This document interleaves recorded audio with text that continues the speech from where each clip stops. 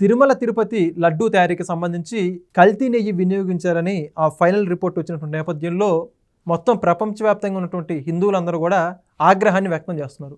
దానికి ఉదాహరణే ఈ తెలుగు రాష్ట్రాల్లో, మరి ముఖ్యంగా ఆంధ్రప్రదేశ్లో అనేక చోట్ల బ్యానర్లు వెలుస్తున్నటువంటి పరిస్థితి. కానీ వైఎస్ఆర్సీపీ మాత్రం ఇప్పటికీ కల్తీ చేయాలని చెప్పేసి అదే అబద్ధాలు చెప్పుకుంటున్న పరిస్థితి. మొత్తానికి ఇదే అంశానికి సంబంధించి పూర్తి విషయాలు తెలుసుకోవడానికి మనతో ఉన్నారు సీనియర్ జర్నలిస్ట్ దుర్గాకుమార్ గారు. సార్ నమస్కారం అండి. నమస్తే వెంకట్, మన వీక్షకులకు కూడా. సార్, ఒక పక్క ఫైనల్ రిపోర్ట్ అయితే వచ్చింది, ప్రజలందరికీ కూడా వాస్తవాలు తెలిసిపోయాయి. ఈ టైంలో ఇంకా వైసీపీ మాత్రం ఆ విషయం నుంచి ఎలా పక్కదారి పట్టించాలి, ఎలా తప్పించుకోవాలో అర్థం కాక తర్జన భర్జన పడుతున్నారు. అసలు ఎక్కడ చూసినా కూడా ప్రజల్లో నిజంగా చెప్పాలంటే బ్యానర్లు పెడుతున్నటువంటి పరిస్థితి. ఈ విధంగా చేశారు, అసలు మీరు హిందువులైనా, ఇలా చేయడానికి ఎట్లా మనసు వచ్చిందని చెప్పేసి ఎవరికొళ్ళు బ్యానర్లు పెడుతున్నారు. కానీ వైఎస్ఆర్సీపీ మాత్రం ఇంకా తప్పించుకుంటుంది. ఏమంటారు ఈ అంశం గురించి? ఇప్పుడు మీరు అన్నట్టు తిరుమల తిరుపతి దేవస్థానం అనేది ఎవరో కట్టింది కాదు, స్వయంభుగా ఎన్నో కొన్ని శతాబ్దాల క్రితం వెలిసినటువంటి వెంకటేశ్వర స్వామి ప్రపంచవ్యాప్తంగా అన్య మతస్థులు కూడా ఆయన భక్తులుగా అయ్యేటంత ప్రాశస్త్యం, ఆయనకి ఆ కీర్తి ఉంది. ఆయన్ని ఒక ఆరాధ్య దైవంగా, కలియుగ దైవంగా కొలుస్తారు. మరీ ముఖ్యంగా హిందువులు, ఇంతమంది హిందువులు ఆయన్ని ఒక కలియుగ దైవంగా కొలుస్తున్నారు ఏమిటి అనేది ఆసక్తితో అనేక మంది యూరప్ దేశాలకు చెందినటువంటి విద్యాధికులైన వాళ్ళు కూడా ఆ దేవుడి యొక్క కీర్తి చూడాలి, ఆయన కలియుగ దైవం యొక్క మహిమలో కానీ ఆయనని ప్రత్యక్షంగా దర్శించాలి అని డిక్లరేషన్స్ ఇచ్చి మరీ వచ్చి దర్శనం చేసుకున్న తర్వాత ఒకసారి చేసుకుంటే వాళ్ళు అలా భక్తులుగా అవుతున్నారు. భారతదేశం ఎప్పుడు వచ్చినా లేదు, ఆయన దర్శనానికి కూడా వచ్చేటువంటి యూరోపియన్స్ ఉన్నారంటే చాలామంది, వేల మంది ఉన్నారు. అది మరి అది ఒక గొప్ప విషయం కదా. తర్వాత ఇన్ని సంవత్సరాల్లో తిరుమల తిరుపతి దేవస్థానానికి సంబంధించినటువంటి సేవల్లో కానీ, లేకపోతే పరిపాలనలో కానీ, తర్వాత అంతర్గతంగా జరిగే వ్యవహారాల్లో కానీ ఏ ప్రభుత్వాలు జోక్యం చేసుకోవటం కానీ, వాళ్ళకి నచ్చిన విధంగా వ్యవహరించాలని ఒత్తిడి చేయటం కానీ లేదు. అదొక స్వచ్ఛందమైనటువంటి స్వతంత్ర వ్యవస్థగా టీటీడీ విరాజిల్లుతుంది. దాదాపు ఒక 4-5 కోట్ల రూపాయలు ప్రతిరోజు తిరుమల దేవస్థానానికి ఆదాయం వస్తుందంటే భక్తుల్లో ఎంత విశ్వాసం ఉందనేది మనం గమనించాలి. తిరుమల తిరుపతి దేవస్థానానికి ఇచ్చే విరాళాలు కానీ, నగలు కానీ, ఏది ఇచ్చినా కూడా అది సద్వినియోగం అవుతుంది. తర్వాత గత కొన్ని వందల సంవత్సరాలుగా వస్తున్నటువంటి ఆ సాంప్రదాయాలు, సంస్కృతి, ఆ పూజా విధానాలు, తర్వాత ఆ సేవా కార్యక్రమాలు అవన్నీ కూడా కొనసాగుతాయి. కాబట్టి ఇప్పుడు కూడా తిరుమల తిరుపతి దేవస్థానం కలియుగ దైవుడు ఉన్న వెంకటేశ్వర స్వామి ఆర్థికంగా పరిపుష్టమైనటువంటి స్థాయిలో ఉండాలి తప్ప ఇప్పుడు కూడా అక్కడ ఆర్థికంగా లోటు ఉండకూడదని అనేక మంది భక్తులు వాళ్ళ శక్తికి మించి కూడా ఆయన మీద ఉన్న ఒక నమ్మకంతో విరాళాలు ఇస్తారు. తర్వాత దేవస్థానం కూడా ఒక డబ్బులు అనేది చూసుకోదు. ఎన్ని సేవా కార్యక్రమాలు చేయాలో ప్రపంచవ్యాప్తంగా కూడా అనేక సంస్థల ద్వారా చేస్తుంది. వికలాంగులకి చేస్తుంది, వృద్ధులకి చేస్తుంది, రోగులకి చేస్తుంది, తర్వాత పిల్లలకి విద్యాదానం చేస్తుంది. అట్లా ఎవరికైనా సరే ఏ విధమైనటువంటి సేవలు కావాలన్నా చేసేటువంటి యంత్రాంగం అక్కడ పరిపాలన ఉంది. అటువంటి దాంట్లో ఫస్ట్ టైం 2019లో ఈ నెయ్యి కొనుగోలు, అంతకుముందు కర్ణాటక ప్రభుత్వం నందిని, అది ఒక సహకార సంస్థ, రైతుల సమాఖ్య, వాళ్ళు ఈ తిరుమల దేవస్థానానికి మాకు లాభం నష్టం లేకుండా కాస్ట్ టు కాస్ట్ మాకు ఎంతకైతే ఉత్పత్తి అవుతుందో అంతే రేటుకి మేము తిరుమల దేవస్థానానికి సప్లై చేస్తాము. No profit no loss. అయితే ఏంటంటే మేము దేవుడికి సేవ చేసుకునే అవకాశం వచ్చింది, మాకు అదే సంతోషం అని చేస్తున్నప్పుడు ఏ ప్రభుత్వాలు కూడా అటువంటి సమాఖ్యని చేస్తున్న ప్యూర్ నెయ్యిని మార్చాలని కోరుకోరు. అది అతి తక్కువ రేటుగా కోట్ చేస్తున్నారు. 2,000 రూపాయలు కూడా అవుతుంది కొన్ని దేశీ ఆవుల నుంచే తీస్తే. అది ఇంకా జెర్సీ ఆవులు అవి ఇవి కూడా తీస్తారు కాబట్టి ఆ రేట్కి ఇచ్చారు. వీళ్ళు ఇంకా తక్కువకి చేసుకొస్తాము, మేమేదో పొదుపు చేయాలి అని చెప్పి అసలు డైరీ పాల వ్యాపారంతో సంబంధం లేని సంస్థని ఎంపిక చేశారు. అందుకోసం అనేక మినహాయింపులు ఇచ్చారు. మామూలుగా ఎవరన్నా మనం ఒక రోడ్డు వేయాలనుకోండి, ఒక 100 కోట్ల రూపాయల రోడ్డు ఒక కాంట్రాక్ట్ ఇవ్వాలి. ఏం రాస్తారు? ఫస్ట్ రోడ్ల సివిల్ నిర్మాణం, రోడ్ల నిర్మాణంలో అనుభవజ్ఞులై ఉండాలి అని ఫస్ట్ కండిషన్ పెడతారు. అవునా కాదు? తర్వాత 100 కోట్ల వర్క్ అయితే కనీసం ఇంతకుముందు ఏదైనా ఒక్క వర్క్ ఒక 50 కోట్లు కనీసంగా చేసిన సంస్థ అయి ఉండాలి. తర్వాత మీకు బిటుమెన్ మెషినరీ, లేకపోతే క్రషర్స్, తర్వాత రోడ్లు వేసేట అన్ని యంత్రాలు మీ దగ్గర ఉండాలి, మ్యాన్ పవర్ ఉండాలి. తర్వాత మీకు ఇంతమంది ఇంజనీర్లు ఉండాలి, సివిల్ ఇంజనీర్లు, రోడ్డులో ఇట్లాంటి అన్ని ప్రీ కండిషన్స్ ఇస్తారు. అవన్నీ ఇస్తేనే వాళ్ళకి ఆ టెండర్ ఇది ఇస్తారు అప్లికేషను. వీళ్ళు ఆ ప్రీ కండిషన్స్ అన్ని తీసేశారు. అంటే ఎందుకు తీసేశారు? వీళ్ళ దృష్టిలో పలానా ఆయనకి ఇవ్వాలనేది ముందుగా ఫిక్స్ అయిపోయింది, మ్యాచ్ ఫిక్సింగ్. సో పాల సేకరణకు సంబంధించిన యంత్రాంగం వాళ్ళకి లేదు. రైతుల నుంచి పాలు తీసుకోకపోతే నెయ్యి ఎక్కడి నుంచి వస్తాయి? సరే అది వదిలేసేయండి. శీతలీకరణ యంత్రం అయినా ఉందా? పాలు ఎక్కడి నుంచి అయినా పాలు సేకరించిన వాళ్ళ దగ్గర తెచ్చి మీరేమన్నా శీతలీకరించి ప్రిజర్వ్ చేసే శక్తి ఉందా? లేదు.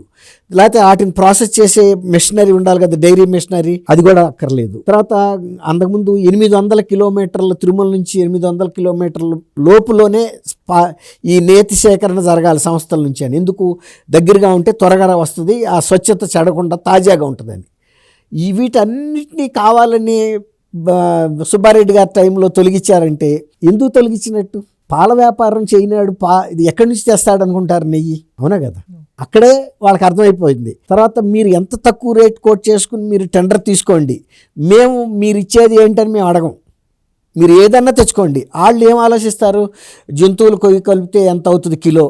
ఇప్పుడు వీళ్ళకి ఒక 300కి 320కో కొటేషన్ ఇచ్చారనుకోండి, వాడు 60-70 రూపాయల లోపు అయ్యే విధమైన పదార్థాలు ఏమేమి ఉన్నాయా అని ఆలోచించుకుంటాడు కదా. మళ్ళీ వీళ్ళకి అందులో ఒక 25 రూపాయలు డైరెక్ట్గా చిన్నప్పనికే ఇవ్వాలి, పిఏ ఎవరికి? సుబ్బారెడ్డి గారికి.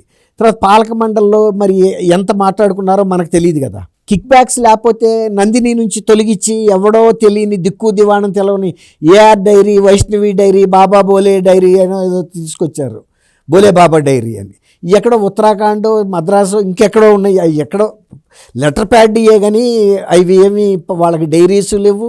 పాల సేకరణ ఇప్పుడు మీరు ఊరి నుంచి వచ్చారు, నేను కూడా ఊరి నుంచి వచ్చినాడిని. మన ఊళ్ళల్లో పాల సెంబులు పట్టుకెళ్ళి రైతులు పాల కేంద్రంలో పోస్తారు, అవన్నీ క్యానుల్లో పోసి మళ్ళీ విజయవాడ పంపిస్తారు, లేకపోతే నియరెస్ట్ చిల్లింగ్ సెంటర్కో పాల కేంద్రాలకు పంపుతారు, అక్కడ డైరీలకు వెళ్తాయి. అసలు ఆడికి పాల కేంద్రాలు లేవు, ఆడికి ఒక పాల సుక్క తెలీదు, వాడు చేసేదంతా పామోలిన్ సంబంధించిన ఆయిల్స్, కెమికల్స్. కాబట్టి ఆడేమనుకున్నాడు, ఎట్టాకు మనం వాళ్ళకి డబ్బులు ఇస్తున్నాము, ఏదో ఒక కెమికల్ని తయారు చేసేసి ఇచ్చేస్తే మన పని అయిపోద్ది, ట్యాంకర్లు పంపిస్తే మనకి డబ్బులు, మనం కోట్ చేసిన డబ్బులు వచ్చేస్తాయి. కాబట్టి ఆ రకంగా జరిగినటువంటి ఈ కుంభకోణం ప్రజల మనోభావాలను ఎంతగా దెబ్బతీసిందంటే చంద్రబాబు నాయుడు గారు చెప్పినప్పుడే షాక్ తిన్నారు, కానీ ఇది నిజం అవ్వకూడదని కోరుకున్నారు వాళ్ళు. అది నివేదిక వచ్చారాక చంద్రబాబు నాయుడు గారు కావాలని ఒక కుట్రపూరితంగా ఈ అంశాన్ని తీసుకొచ్చాడు, ప్రజల మనోభావాలని రెచ్చగొట్టడానికి అన్నారు. చాలా ఎట్లా నేతి స్వచ్ఛతని టెస్ట్ చేస్తారో కూడా జగన్మోహన్ రెడ్డి గారు చెప్పాడు. ఒక మాజీ ముఖ్యమంత్రి హోదాలో ఒక మాజీ ముఖ్యమంత్రికి టీటీడీ లాంటి ఈ సంస్థల్లో జరిగే అంత డీటెయిల్గా తెలవాల్సిన అవసరం లేదు. అయినా ఆయన తెలిసినట్టుగానే చెప్పాడు. ప్రతి కంపార్ట్మెంట్లో నుంచి కూడా శాంపుల్స్ తీస్తారు నేతిని. మన పాల కేంద్రాలు ఇలా గిరగిరా తిప్పి ఒక గరిటితో తీస్తారు కదా ఇంత కప్పుతో, అట్టా అన్నీ చెప్పాడు. అంటే జనం కూడా అనుకున్నారు ఈయన ఇంత బాగా చెబుతున్నాడంటే ఇప్పుడు వాళ్ళ బాబాయిని చంపినప్పుడు ఎవరెవరు చంపారు, ఎట్ట చంపారు వర్ణించి చెప్పాడు చూసారా. ఆ రకమైనటువంటి నేరేటివ్ ఉంది జగన్మోహన్ రెడ్డి గారిలో, అది ఎవరైనా కూడా నమ్ముతారు. బాగా చెబుతున్నాడు ఈయన కరెక్ట్గా. అసలు ఆయనకి ఆలుగడ్డకిను ఉల్లిగడ్డకి కూడా తేడా తెలీదు, కానీ ఈ విషయంలో మాత్రం ఆయనకి బ్రీఫింగ్ ఇచ్చేవాళ్ళు చెప్పారు.